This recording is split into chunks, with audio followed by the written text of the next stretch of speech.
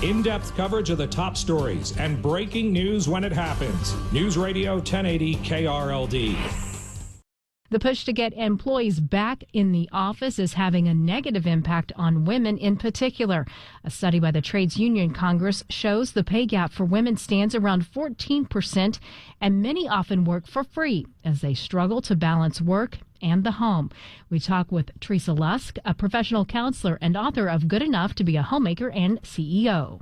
They're dealing with having to work often for free, having to prioritize the family.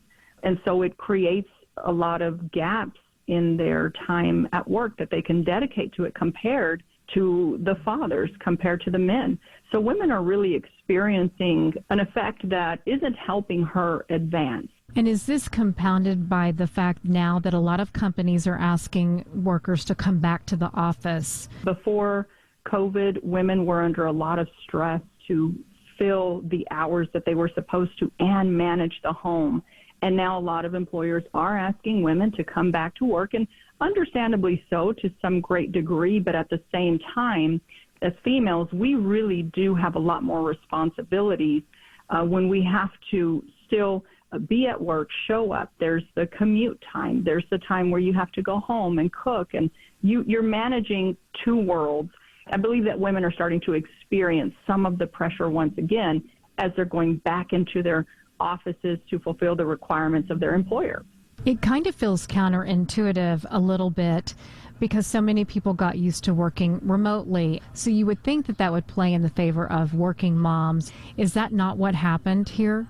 There are some studies out there that point to the fact that people actually were very productive while at home.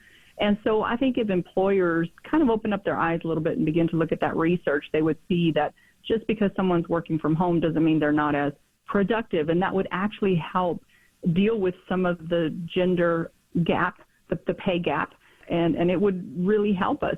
Just as any working parent, that balance of work and home life is very difficult to reach.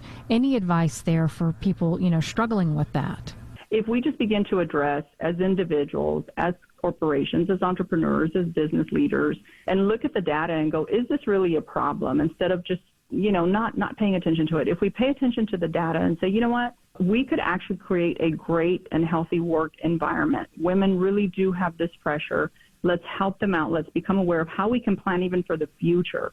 And if you're dealing with it personally, just remember that if you begin to do some research, what is my job role and what kind of pay do I make right now and what am I bringing to the table? You could bring that to your employer and just say, look, you've seen how hard I work. I've got a proven record. If you allow me to work some from home, some, coming into the office, I can guarantee you that I'll be one of your best employees. You got to bring to the table and remind them, what are you offering?